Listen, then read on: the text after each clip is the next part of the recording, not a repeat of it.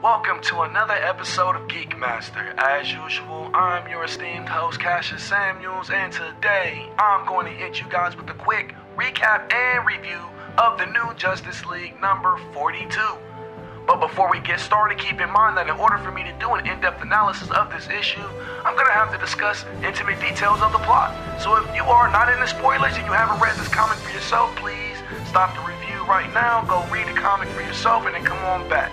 With that being said, let's jump right in. When Justice League 42 opens up, the first thing we see is Superman utilizing his heat vision to perform surgery on Lex in order to cauterize several bullet wounds he received in Justice League 41 when his sister Lena Luthor shot him at point-blank range. As Lex begins to recover, we see him rather discombobulated as he tries to wrap his head around the fact that his sister has not only betrayed him, but she's also exiled him and the Man of Steel to the planet of Apocalypse with her own personal mother box to meet their ends. From there, we jump over to Darkseid's chambers, where we see him convening with his loyal soldiers, Desaad and Steppenwolf, as they inform him of Superman's arrival on Apocalypse.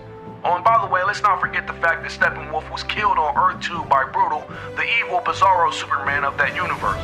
But I guess creativity, pissing all over continuity, is the way the new DCU is working these days, so whatever. But regardless of the continuity issues, Darkseid shows no concern over Superman's arrival and is mildly insulted that his minions believe that he should be worried about the Kryptonian while he is in the midst of gathering his forces to invade Earth and destroy the Anti-Monitor. While his minions see Superman as some kind of large threat, Darkseid sees him as being beneath him and decides to send his slaves out to kill him, offering freedom to whoever kills the Man of Steel, knowing that Superman will not kill the slaves in retaliation, being the epitome of good and righteousness that he is. Back on Earth, we see Wonder Woman attempting to rally what is left of the Justice League in their fight against Grail. But with the Anti-Monitor on the scene, there's little they can do as Diana quickly realizes how outmatched they really are. But just before the Anti-Monitor can vaporize the fallen heroes, Metron suddenly shows up and intervenes to save everybody's ass by quickly transporting them away to Shazam's secret magical hideout where they will be hidden away from anyone trying to find them. Next, we catch up with Mr. Miracle and Myrina Black as she begins telling Scott her side of the story.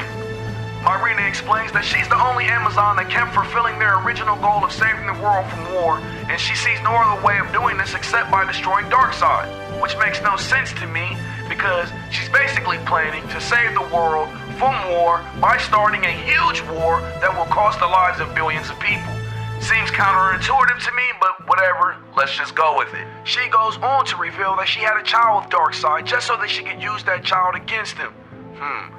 Nobody's ever tried that before, which is some cold ass shit, and she explains how she sent this daughter, aka Grail, traversing through the multiverse looking for a way to kill Darkseid, which led them to the Anti-Monitor.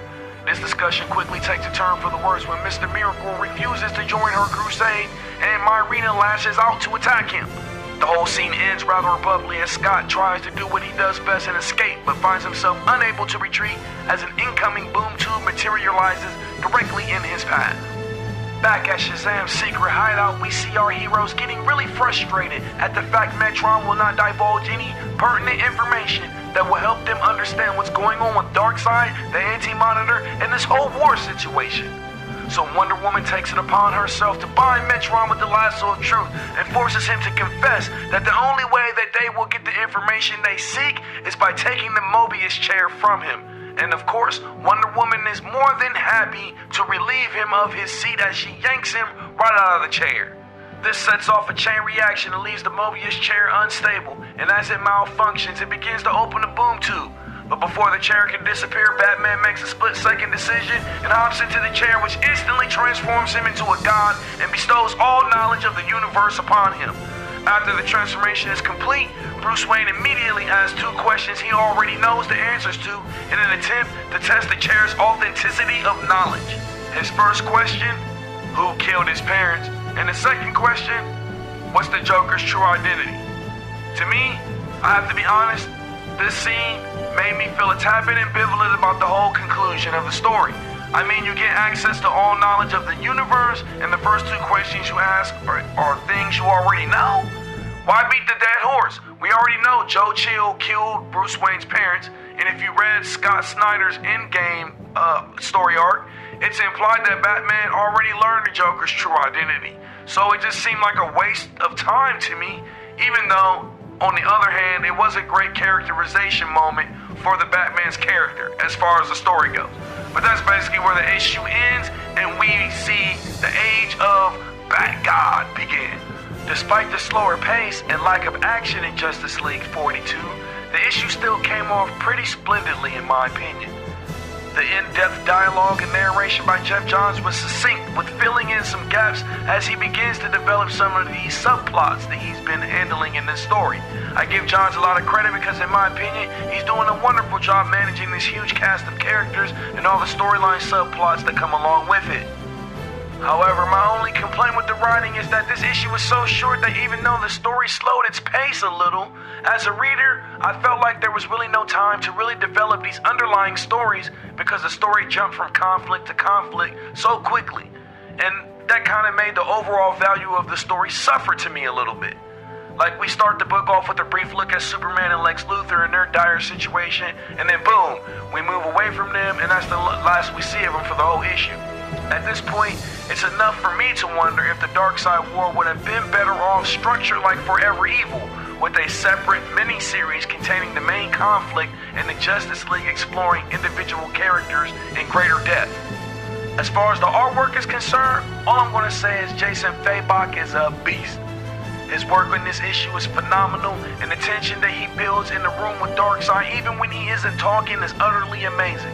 I also thought Wonder Woman's character was represented flawlessly, as Fabok is tasked with putting some of the most powerful characters in the DCU onto these pages, and he's doing an excellent job of portraying them as the mighty beings that they are, in my opinion. But all you fanboys out there saying that Fabok is becoming a better artist than Jim Lee, please shut that shit down. Nobody got time for that. However, even though I enjoyed the issue, there were still actually quite a few things that rubbed me the wrong way. Like Steppenwolf being alive despite his death on Earth 2, which accentuates DC's goal of embracing creativity over continuity, which is starting to irritate.